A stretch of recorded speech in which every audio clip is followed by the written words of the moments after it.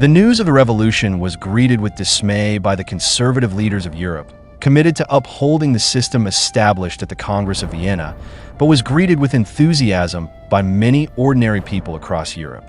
In the summer of 1821, various young men from all over Europe began to gather in the French port of Marseille to book a passage to Greece and join the revolution. The French Philhellene Jean-Francois Maxime Raybaud wrote, when he heard of the revolution in March 1821, "I learnt with a thrill that Greece was shaking off her chains, and in July 1821 boarded a ship going to Greece." Between the summer of 1821 and end of 1822, when the French started to inspect ships leaving Marseille for Philhellenes, some 360 volunteers traveled to Greece. From the United States came the doctor Samuel Gridley and the soldier George Jarvis to fight with the Greeks. The largest contingents came from the German states, France, and the Italian states. In Nafplio, a monument to honor the Philhellenes who died fighting in the war listed 274 names, of which 100 are from Germany, 40 each from France and Italy, and the rest from Britain, Spain, Hungary, Sweden, Portugal, and Denmark. In Germany, Italy, and France, many clergymen and university professors gave speeches saying all of Europe owed a huge debt to ancient Greece, that the modern Greeks were entitled to call upon the classical heritage as a reason for support, and that Greece would only achieve progress with freedom from the Ottoman Empire. A young medical student in Mannheim wrote that hearing his professor lecture on the need for Greek freedom went through him like an electric shock, inspiring him to drop his studies and head to Greece, while a Danish student wrote, "How could a man inclined to fight for freedom and justice find a better place than next to the oppressed Greeks?" In France, Britain, Spain, Russia, the United States, and many other places, Greek committees were established to raise funds and supplies for the revolution. Because of the Greek origin of so much of the West's classical heritage, there was tremendous sympathy for the Greek cause throughout Europe. Some wealthy Americans and Western European aristocrats, such as the renowned poet Lord Byron and later the American physician Samuel Howe, took up arms to join the Greek revolutionaries. In Britain, there was strong support led by the philosophical radicals, the Whigs, and the evangelicals. Many helped to finance the revolution. The London Philhellenic Committee helped insurgent Greece to float two loans in 1824, £800,000, and 1825, £2 million. The Scottish Philhellene Thomas Gordon took part in the revolutionary struggle and later documented some of the first histories of the Greek Revolution in English.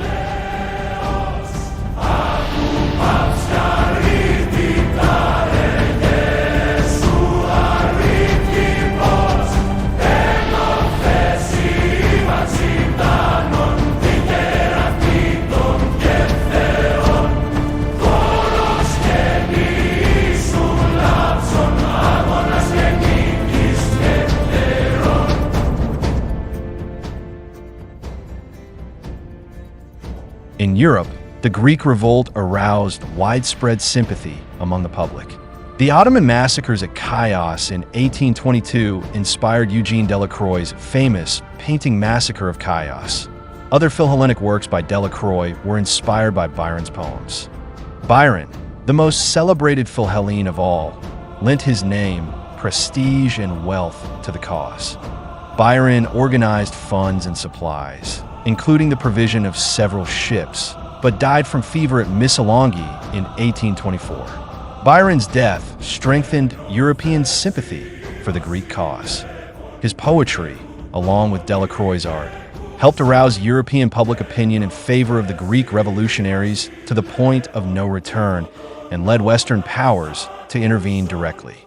Philhellenism made a notable contribution to Romanticism, enabling the younger generation of artistic and literary intellectuals to expand the classical repertoire by treating modern Greek history as an extension of ancient history. The idea of a regeneration of the spirit of ancient Greece permeated the rhetoric of the Greek cause supporters. Classicists and romantics of that period envisioned the casting out of the Turks as the prelude to the revival of the Golden Age. Revolts in Crete, Macedonia, and central Greece broke out, but were suppressed. Greek fleets achieved success against the Ottoman navy in the Aegean Sea and prevented Ottoman reinforcements from arriving by sea. The Ottoman Sultan called in Muhammad Ali of Egypt, who agreed to send his son, Ibrahim Pasha, to Greece with an army to suppress the revolt in return for territorial gains. Ibrahim landed in the Peloponnese in February 1825 and brought most of the peninsula under Egyptian control by the end of that year. Despite a failed invasion of Mani, Athens also fell and revolutionary morale decreased. The three great powers, Russia, Britain, and France, decided to intervene, sending their naval squadrons to Greece in 1827. They destroyed the Ottoman, Egyptian fleet at the Battle of Navarino and turned the tide in favor of the revolutionaries. In 1828, the Egyptian army withdrew under pressure from a French expeditionary force. The Ottoman garrisons in the Peloponnese surrendered, and the Greek revolutionaries retook central Greece. The Ottoman Empire declared war on Russia, allowing for the Russian army to move into the Balkans. This forced the Ottomans to accept Greek autonomy in the Treaty of Adrianople and semi-autonomy for Serbia and the Romanian principalities. After 9 years of war, Greece was recognized as an independent state under the London Protocol of February 1830. The slogan of the revolution, Eleftheria, thanatos, freedom or death, became Greece's national motto.